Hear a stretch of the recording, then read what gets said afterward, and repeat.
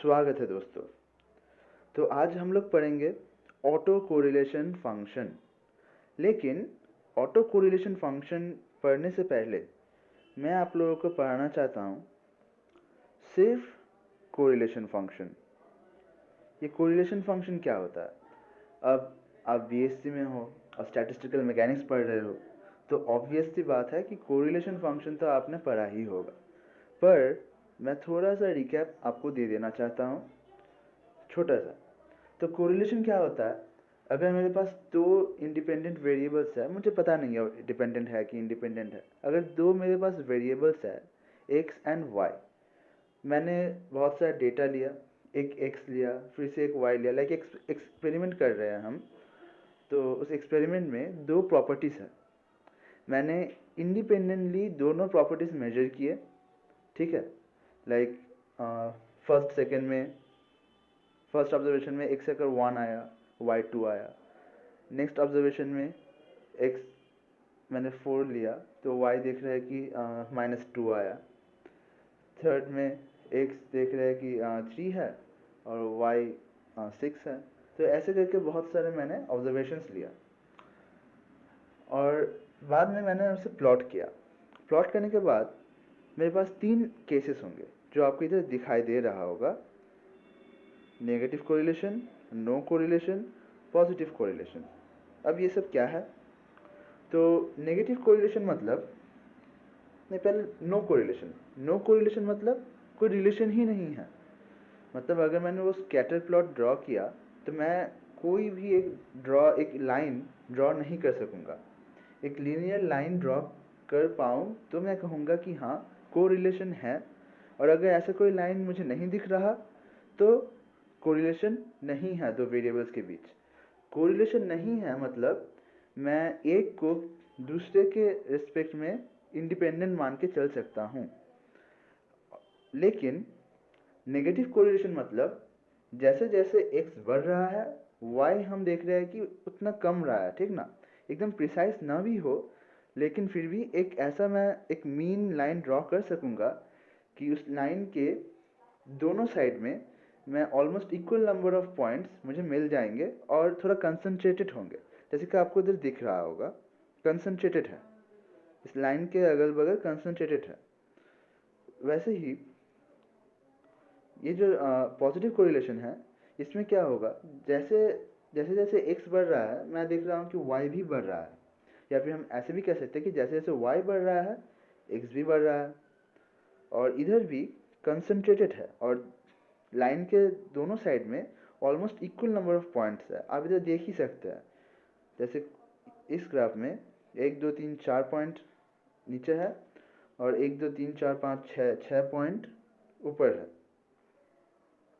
और लेकिन यहाँ बीच में जो कोरिलेशन है, आप कोई भी नंबर ऑफ लाइन ड्रॉ कर सकते हैं सो दैट दोनों साइड में नंबर ऑफ पॉइंट्स सेम होंगे, ठीक है। और कंसंट्रेटेड भी नहीं है, थोड़ा डिस्पर्स्ड है।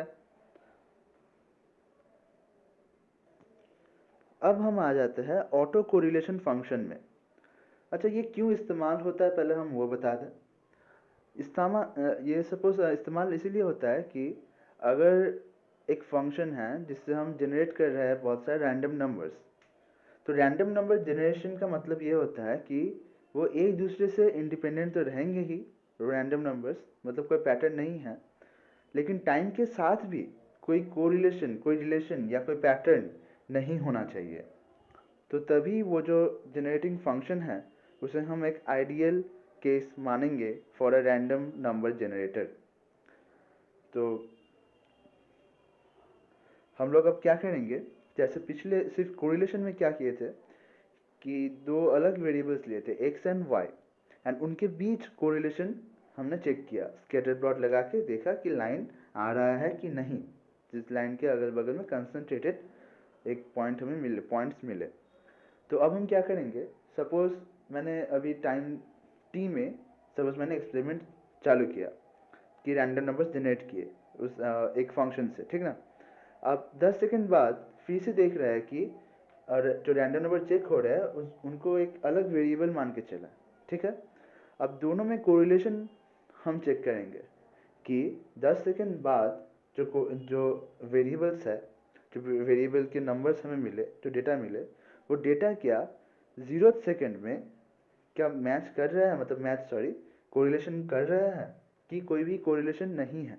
अगर कोरिलेशन नहीं है तो वो एक परफेक्ट रैंडम नंबर जनरेटर है, कोई पैटर्न नहीं है, मतलब अनप्रिडिक्टेबल है, बायसिंग नहीं है। तो इसीलिए हम लोग ऑटो कोरिलेशन इस्तेमाल करते हैं। अब जो ऑटो कोरिलेशन फंक्शन का जो फॉर्मूला है वो ये है। इसमें आप देख सकेंगे कि हमने x के बदले xt लिया है एंड y के बदले xt माइनस k लिया है। अब ऐसा क्यों? k हुआ टाइम लैग, मतलब एक प्रीवियस टाइम t माइनस के साथ हम कंपेयर कर रहे हैं। अब प्रेजेंट जो टाइम है xt टाइम में, मतलब t टाइम में अभी जो नंबर्स है उनके साथ कोरिलेशन हमें चेक करना पड़ेगा। तो ये फंक्शन में अगर आप xt के बदले x बैठा दे और xt माइनस के बदले में y बैठा दे तो आपको याद होगा कि ये कोरिलेशन का ही फंक्शन है। सिर्फ यहाँ पे क्या हुआ, जो x है वो चेंज नहीं हो रहा, सिर्फ इसका टाइम के साथ जो वैल्यूज है वो चेंज हो रहा है। तो ये खुद ही के साथ कोरिलेशन कर रहा है, इसीलिए हम लोग बोल रहे हैं कि ऑटो कोरिलेशन। जैसे ऑटोबायोग्राफी मतलब क्या, कि जो खुद अपनी बायोग्राफी लिख रहा है उसे कहते हैं ऑटोबायोग्राफी। वैसे ही जो खुद के साथ ही थोड़े टाइम बाद कोरिलेशन करने जा रहा है उसे कहते हैं हम ऑटो कोरिलेशन फंक्शन। अब अगर 10 सेकंड बाद अगर हम देखेंगे कि एक नेगेटिव कोरिलेशन आ रहा है, मतलब 10 सेकंड बाद जो वेरिएबल्स है वो कम हो रहे हैं, मतलब जितना होना चाहिए तो उतना हो नहीं रहे और भी कम कम गए हैं, तो हम कहेंगे कि नेगेटिव कोरिलेशन है। नो कोरिलेशन मतलब एक हैफेडस मैनर में हो रहा है, मतलब कोई भी पॉइंट के लिए कोई भी पॉइंट आ रहा है, टाइम के साथ कोई भी रिलेशन नहीं है, तो हम बोल सकते हैं कि ये एकदम रैंडम नंबर है, एक परफेक्ट रैंडम नंबर जनरेटर है। और पॉजिटिव कोरिलेशन मतलब जितना टाइम जा रहा है उतना वैल्यूज जो है वो बढ़ रहे हैं, ठीक है, वेरिएबल के वैल्यूज बढ़ रहे हैं। इसका मतलब एक कोरिलेशन है, पास्ट में और फ्यूचर में, मतलब प्रेजेंट में और पास्ट में एक कोरिलेशन है। तो इसका मतलब ये नहीं हो सकेगा कि ये जो है एक परफेक्ट रैंडम नंबर होगा। तो एक चीज़ आप जो केयर कर सकते हैं वो ये है कि जो लोएस्ट वैल्यू है ऑटो कोरिलेशन फंक्शन, उसका -1 है lowest value for negative correlation and +1 है पॉजिटिव कोरिलेशन के लिए, ठीक है। और जो बीच में जो वैल्यूज है वो डिफाइन करे कि कितना वो नेगेटिव है, कितना पॉजिटिव है, या कितना कोरिलेशन नहीं है। तो एक परफेक्ट अगर जनरेटर की बात करें तो टाइम के साथ उसका कोरिलेशन ऐसे 0.003 0.0001 ऐसा कुछ आने वाला है। एंड एक और बात,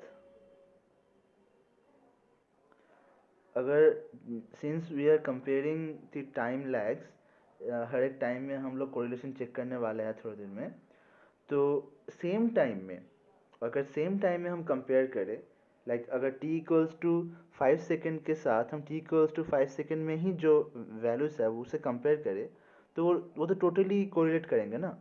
तो इसीलिए जब हम चेक करेंगे कि कोरिलेशन कितना आ रहा है हर टाइम के हर एक सेकेंड के बाद, तो देखेंगे कि जो 0 सेकेंड है, मतलब at the same time starting में कोरिलेशन +1 होने वाला है। ये हम लोग थोड़ी देर में ग्राफ में देख लेंगे।